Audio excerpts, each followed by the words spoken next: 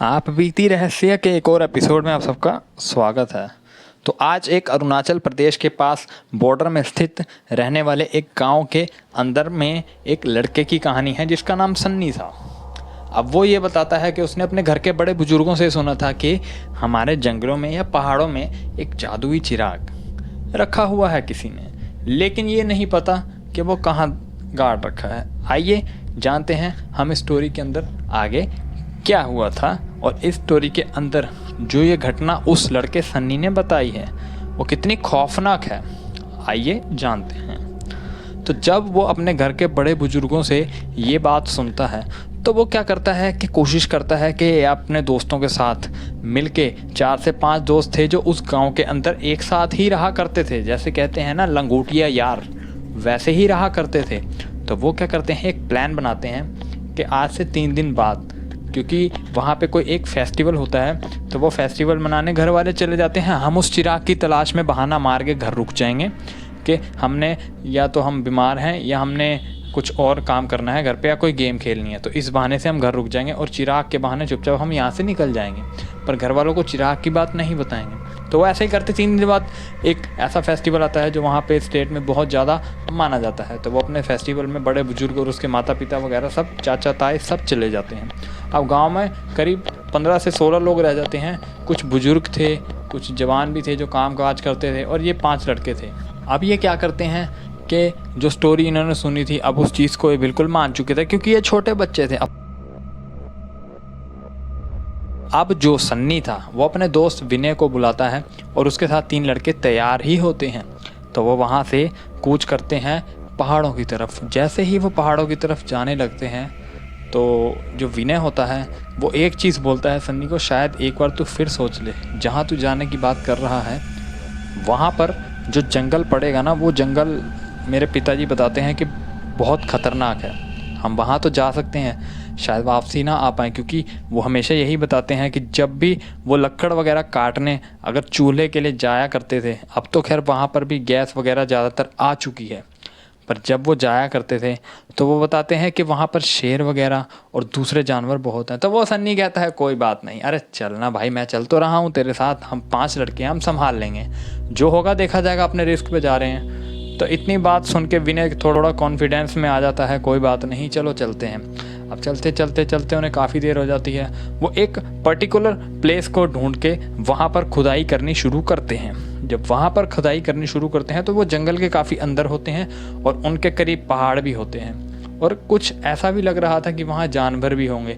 इसीलिए वो अपने साथ घर से लाठी डंडा वगैरह लेकर ही चले थे, ताकि हमारे को अपनी सेफ्टी करनी पड़े तो हम इन लाठी डंडों को इस्तेमाल करके उन जानवर को भगा सकेंगे। इतनी बात होने के बाद वो जंगल में काफ़ी जगह खुदाई करते हैं, पहले 1 जगह, 2 जगह, 3 जगह। जब वो हार मान जाते हैं तो वो एक पेड़ के नीचे जाके बैठ जाते हैं। वहाँ पर जो पेड़ होते हैं वो आम के पेड़ लगे होते हैं। अब उन्हें भूख भी लग जाती है क्योंकि वो चले होते हैं सवेरे के, अब दोपहर हो चुकी थी। अब वो क्या करते हैं कि चलो कोई बात नहीं, हमने खाना तो कुछ खाया नहीं ना, हम घर से कुछ लेके चले खाना पानी, आम ही तोड़ के खा लेते हैं। तो जैसे ही वो आम तोड़ने लगते हैं तो ऊपर देखते हैं एक इंसान बैठा हुआ था और पूरा सफ़ेद दिख रहा था, जैसे कि बर्फ़ से ढका हुआ एक आदमी।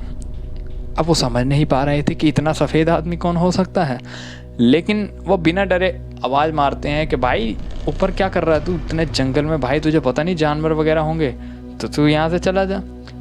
अब जब इतनी बात बोलते हैं तो वो उनकी तरफ ना देख के अपना आराम से ऊपर चिल करके बैठा होता है, उसे कोई मतलब नहीं किसी से। अब वो हैरान हो जाते हैं, उन्हें आम भी तोड़ने थे, वो बंदा भी ऊपर बैठा है, उससे भी पूछे भी क्या बात है, और भूख भी लग रही है। तो विनय क्या करता है कि एक काम करते हैं भाई, अपना आम वगैरह तोड़ो, खाओ और आगे चलते हैं, खुदाई करते हैं, देखेंगे कुछ मिलता है ठीक है, नहीं तो शाम से पहले हम घर चले जाएंगे। अब इतनी बात होती है तो जैसे ही इतना वो आम वगैरह तोड़ने के लिए 2 लड़के ऊपर चढ़ते हैं जो उनके दोस्त साथ आए थे, तो वो इंसान इशारा करता है उंगली से कि नहीं नहीं, 1 बार 2 बार वो परेशान हो जाते हैं। वो कहते हैं छोड़िए, इस पेड़ हो सकता है इसका, अगले पेड़ पे चलते हैं, वहाँ भी ऐसे ही करना शुरू कर देता है। तो सन्नी ज़ोर से बोलता है तुम आम तोड़ो, कोई बात नहीं, लाठी डंडा तो हम साथ लाए हैं, कोई बात नहीं, जंगल में किसी को क्या पता, हम इसकी पिटाई करके निकल जाएंगे। इतनी बात होती है कि वो आदमी गायब हो जाता है, एकदम गायब, किसी को नहीं पता कि वो गया कहाँ। अब यहाँ से खौफनाक घटनाएं शुरू हो चुकी हैं। जब वो गायब होता है तो काफ़ी ज़्यादा चीखने की आवाज़ें शुरू हो जाती हैं और वो सब बहुत घबराना शुरू कर देते हैं। उनके हाथ में आम वगैरह होते हैं, वो डर जाते हैं। वो आम फेंक के वो कहते हैं कि अभी लग रहा है या तो जानवर वगैरह आने वाले हैं। बहुत सारे भाई फटाफट घर की तरफ निकलते हैं, पर सन्नी में एक चुल थी।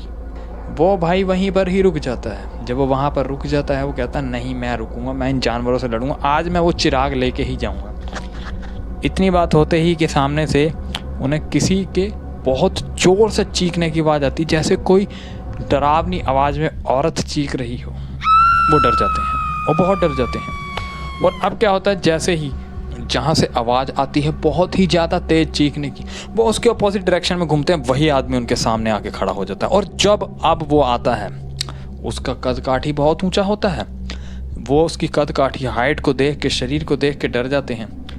वो उन्हें इतना बोलता है, चिराग ढूंढने आए हो ना, ढूंढो, यही है चिराग, निकालो। इतनी बात बोलता है। और सन्नी बता रहा था कि जब उसने ये बात बोली तो इन्हें समझ नहीं आया कि हम 5 लड़कों की बात या छठे इंसान को कैसे पता चल गई, जिसको हम आज तक ना जानते ना पहचानते। और पहली बात तो ये शक्ल से इंसान लग ही नहीं रहा, वो पूरा सफ़ेद था।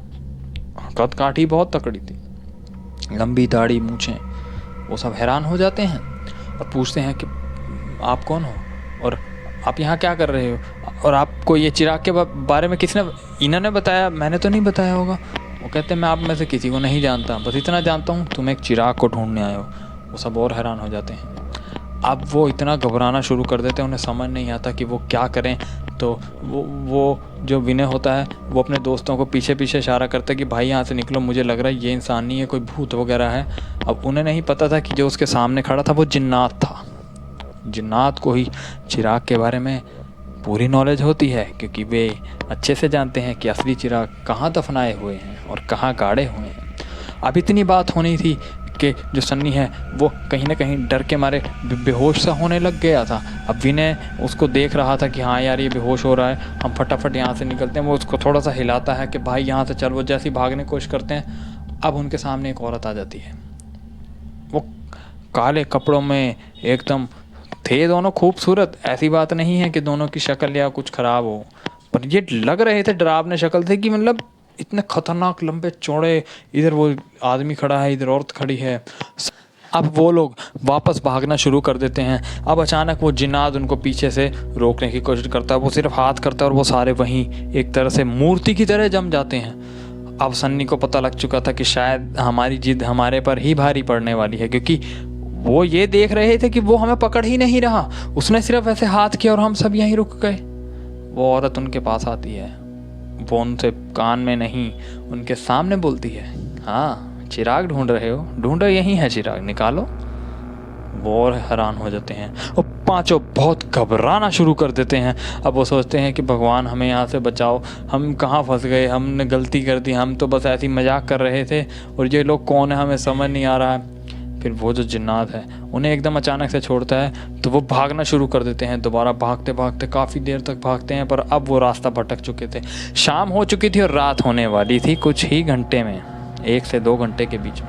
अब उन्हें जंगल पार करना ही था। वो उनकी मजबूरी बन चुकी थी कि जंगल पार करना ही पड़ेगा। अगर वो जंगल पार नहीं करेंगे तो वह लगता था कि आज मारे जाएंगे।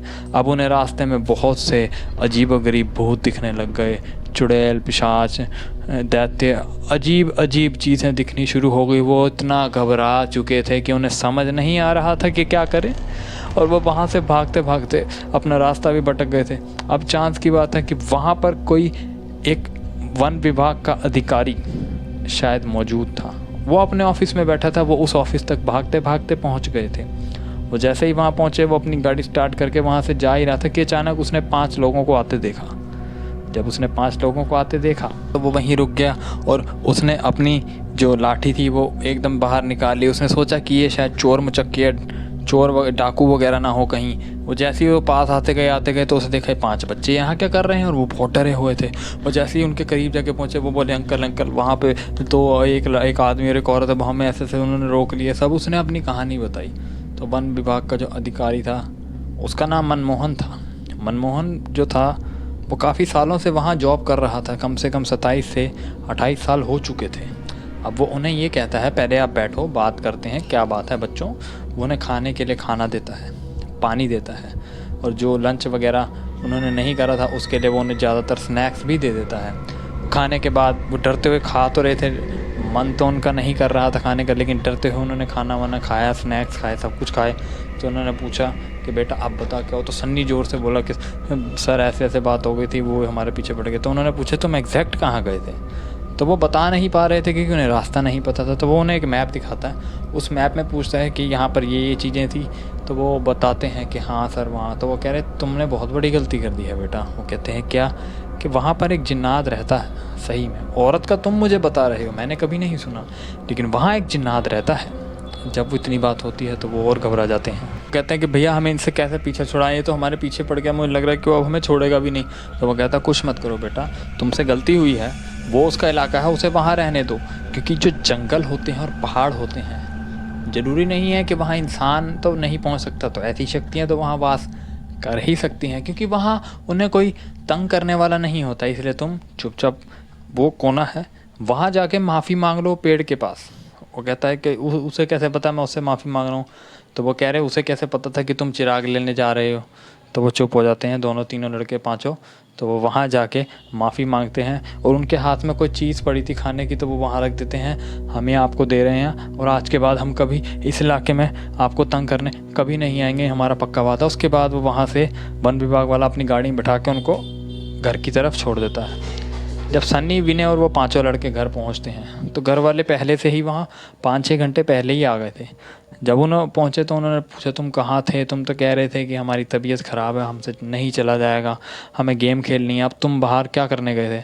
तो वो कुछ ना बता के चुपचाप रात को सो जाते हैं, और अगले दिन वो पाँचों मिलते हैं और कसम खाते हैं कि आज के बाद ऐसा पंगा कभी ज़िंदगी में नहीं लेंगे।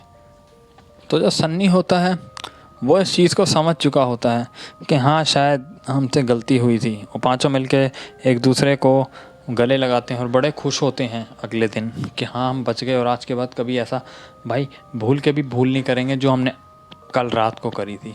और सन्नी ये डीएम करते हुए बता रहा था कि ये स्टोरी जो थी ये उसकी खुद की थी। उसने दादाजी से तो सुना था, लेकिन ये नहीं सुना था कि जो हम सोच रहे थे वो इतना अनएक्सपेक्टेड होके हमारे को सामने आएगा। तो सन्नी बताते हुए यही कह रहा था कि घर वाले अगर कुछ बड़े बुजुर्ग बता रहे हों तो उनकी बात पे यकीन तो करो, लेकिन उस चीज़ को प्रैक्टिकल करने की मत सोचो अगर वो मना कर रहे हैं तो। क्योंकि उसके दादा ने चिराग के बारे में तो बताया था, लेकिन मना भी किया था कि तुम कभी ढूंढने की कोशिश मत करना, क्योंकि उसने गलती करी ढूंढने की।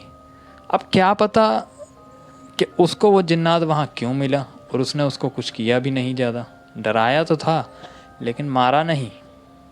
हो सकता है वो नहीं चाहते थे कि वो उनकी टेरिटरी में आए। अब वो चीज़ें अपनी टेरिटरी में किसी को एंट्री नहीं देना चाहते हैं, तो उसको नुकसान नहीं किया, उसको समझा के भेजा। सन्नी यही कहता है कि उस दिन के बाद तो खैर वो हमें कभी नहीं दिखे, ना हम उस तरफ गए, अगर गए भी तो हमने कभी वो चीज़ याद नहीं की, हम इग्नोर करके हमेशा गए। पर जब भी आज वो कहता लक्कड़ ढूंढने जाते हैं रात को, सॉरी दिन में, तो वो उस चीज़ को याद करके और माफ़ी फील करता हुआ ही जाता है, ताकि जो गलती उन्होंने की है वो दोबारा ना करे। हो सकता है उस चिराग के अंदर उसका वास हो, क्या पता वहाँ चिराग ना भी हो, लेकिन वो तो नहीं चाहते थे ना कि वो इंसान वहाँ आए। तो उसने यही बताया कि स्टोरी में कि मैंने गलती की थी, आज के बाद कह रहा मैं वैसी गलती कभी नहीं करूँगा। और सभी को यही बताना कि जो बड़े बुजुर्ग बताते हैं उस चीज़ को प्रैक्टिकल ना करें, अगर वो मना कर रहे हैं तो इसी में सबकी भलाई है। बाकी गाइस, आप बीती रहस्य के एक और बेहतरीन और अगले एपिसोड में मिलते हैं गाइस।